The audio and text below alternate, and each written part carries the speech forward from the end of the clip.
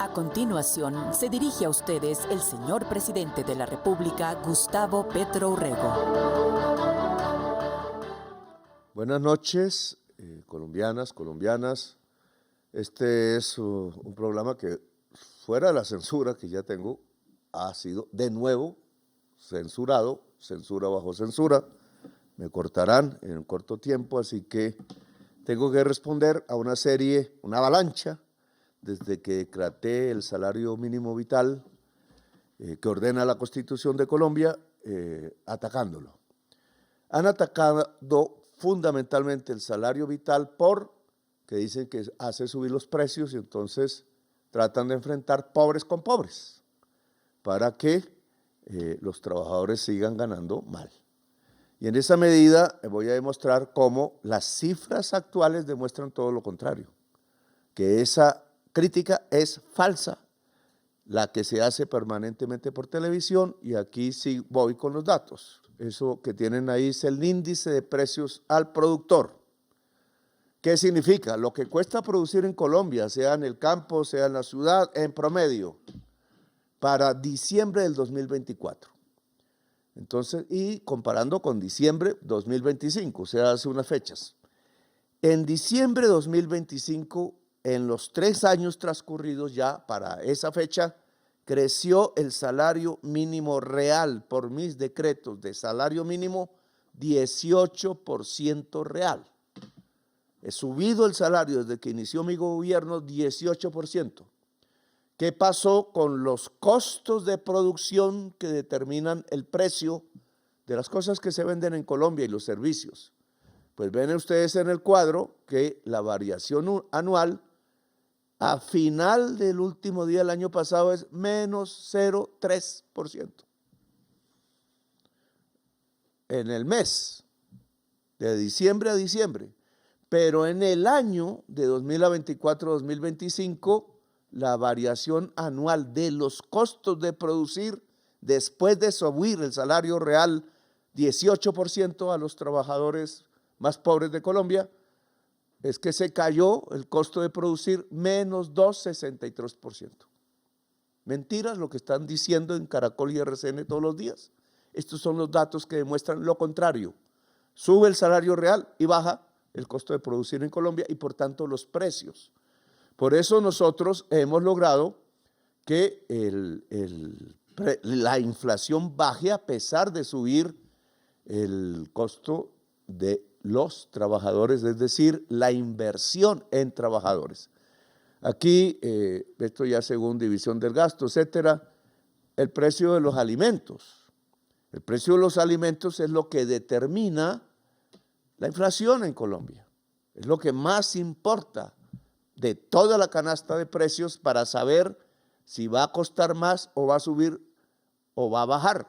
Aquí este es el análisis, alas de pollo, etcétera, etcétera, de Corabastos hoy, después de que se expidió ya hace casi 15 días el decreto. ¿Cuánto cuestan los alimentos hoy? ¿Se subieron, se dispararon o no? Y ustedes ven el boletín de Corabastos, alas de pollo, etcétera, pollo, estable, estable, estable. Siguen más alimentos, estable, estable, estable, estable, estable, estable. Siguen más alimentos, solo han subido 2. El plátano Artón en 3. De todos los que mostré. ¿De dónde sale entonces que el decreto del salario mínimo vital, que ya rige en Colombia, sube los costos de la vida en Colombia cuando los alimentos hoy están estables? Esos alimentos, como ustedes pueden ver, estables, informe de Corabastos oficial de ellos hoy. Pero quería mostrar cómo en el caso del salario vital no están subiendo los precios en Colombia. Necesitamos, Germán, decretos que desindexen la vivienda del salario mínimo. Brutal esa ley, se sabe ya quién la hizo, cómo los costos de la vivienda se equiparan al salario mínimo. Si es apenas un 20% el costo laboral y todos los demás costos han bajado en Colombia, en la vivienda, porque el índice del productor, como lo acabo de mostrar, es el IPC que bajó durante este gobierno a menos 2.6%. Bien, aquí hay unos cuadros que me gustaría mostrar, billones de pesos dejados de percibir. Esto tiene que ver con la lucha por el ingreso en Colombia. Entonces ese cuadro un poco confuso que ven ahí muestra a través de los años, desde el 2900 y pico hasta el 2024, que es este mismo, que no tengo aquí, es el cuadro que nos muestra cuál porcentaje tienen los trabajadores de el ingreso nacional y cuál es el capital, los dueños de las empresas. Como verán en el tiempo, en el 1998 aproximadamente los trabajadores tenían 44.5 y bajaron 39, 40 y bajaron al 38 en el 2022, último año del gobierno Duque, y hemos subido al 42, al 43. Estamos apenas recuperando del ingreso nacional lo que los trabajadores ya tenían y le habían quitado. ¿Cuánto le quitaron? Vamos a ver, aquí está el otro cuadro, esa barra grande. En todo este tiempo le han quitado 686 billones de pesos a los trabajadores en Colombia. ¿Es así, ministro de Educación? En términos constantes, o sea, en precios de hoy, le han quitado en capacidad de ingreso al trabajador 680 billones. Nosotros solo estamos recuperando lo que le quitaron ya a los trabajadores.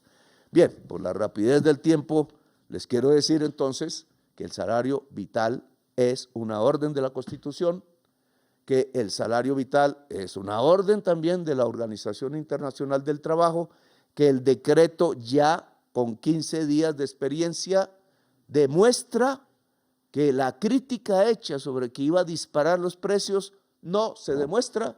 Los precios en Corabastos están estables y durante el año pasado cayeron los precios de producción a pesar que ya había subido el salario mínimo 18% en 3 años.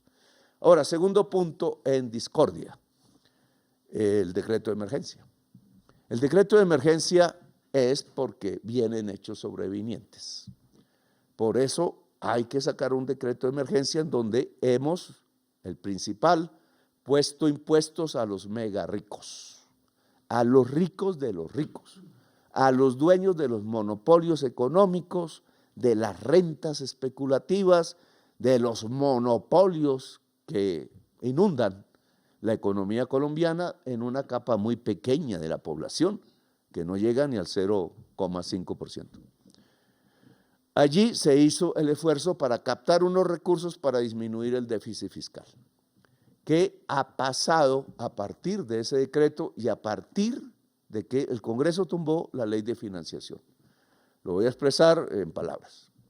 Apenas el Congreso tumbó la ley de financiamiento del Estado, 2 veces lo ha hecho, fuimos a mirar, hicimos un endeudamiento de Colombia para pagar deudas. Nosotros no nos endeudamos para gastar en nuestro programa, sino para pagar las deudas que heredamos, ojo con eso, y el cobro en tasa de interés interna en Colombia fue 13% y pico de interés. Mucho más alto que lo veníamos endeudándonos dentro de Colombia en el tiempo antes de que el Congreso tumbara la ley de financiamiento. Lo que se percibía era que en la medida en que no teníamos capacidades para pagar la deuda, porque habían sido recortadas por el Congreso de la República por sectarismo político e irresponsabilidad con la nación, los señores congresistas, que ya ustedes deben mirar quiénes lo hicieron, entonces se disparó el costo de la deuda en Colombia y eso la hace insostenible para pagar hasta que decretamos la emergencia económica. ¿Funcionó o no funcionó, Germán? Usted acaba de hacer una operación de endeudamiento para pagar la deuda cara de Colombia, no para gastar más. Nosotros recortamos el gasto el año pasado en 16 billones de pesos, para los que dicen que no recortamos gasto, 16. ¿Y qué pasó con esa operación? Íbamos por 5.000 millones de dólares, 4.950 exactamente, ofrecieron 23.000 millones de dólares, operación de crédito externo, y la tasa de interés promedio de los 5.000 millones de dólares en que nos endeudamos para pagar deuda más cara fue 6%.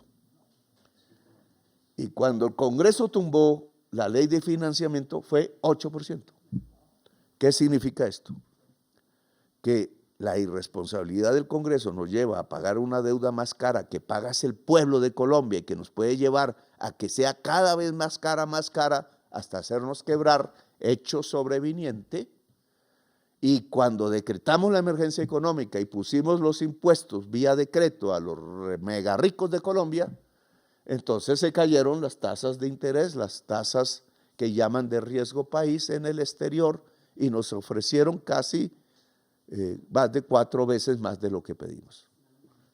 Eso se llama confianza en Colombia, en la economía en Colombia, del mercado mundial. Es el mercado el que está diciéndonos en el mundo que acertamos decretando la emergencia económica, más mi conversación con Trump. Al suceder esto, que se desploma el riesgo país ante los inversores extranjeros y nos dan esa cantidad de dinero que pudo ser más, y entonces pagamos deuda más cara y entonces el déficit disminuye y el perfil de la deuda hacia los próximos gobiernos baja y les alistamos el camino para tener más recursos para gastar. Ojalá en el pueblo colombiano, entonces estamos demostrando que acertamos. Acertamos en el salario vital, los precios no crecen, están estables, algunos crecerán y vigilaremos por especulación, y acertamos en la emergencia económica con el decreto tributario porque nos ganamos la confianza del mercado internacional, que hoy está haciendo así cola por comprar los bonos colombianos a menor precio de lo que en años anteriores nos tocó comprar ante la oposición que nos saboteaba los proyectos de ley en el Congreso. Demostrado entonces, colombianas y colombianos, que no estamos llevando esto a un abismo, al caos, etcétera, sino al contrario, que estamos dando confianza al mundo, que estamos garantizando recursos más baratos con los cuales pagaremos con esos créditos y bajaremos déficit fiscal, y que la economía colombiana está tumbando su último obstáculo para crecer y dispararse y hacer progresar a las familias, que al final es lo que se trata, sacar gente de la pobreza. Está logrando, el último obstáculo se llamaba déficit fiscal, y el decreto de emergencia, Germán, lo está logrando. Espero que los magistrados puedan entender estas cifras económicas, saber su lógica. Es fácil. Si se quita capacidad al Estado de pagar su deuda, crece el costo de la deuda, fue lo que hizo el Congreso. Si se le da al Estado la capacidad de pagar su deuda, baja el costo de la deuda, fue lo que hizo el decreto de emergencia. Vamos por la línea correcta de la política económica. Estoy censurado, tengo que cerrar aquí, no puedo explicar más. Gracias, colombianas y colombianos, por escucharme.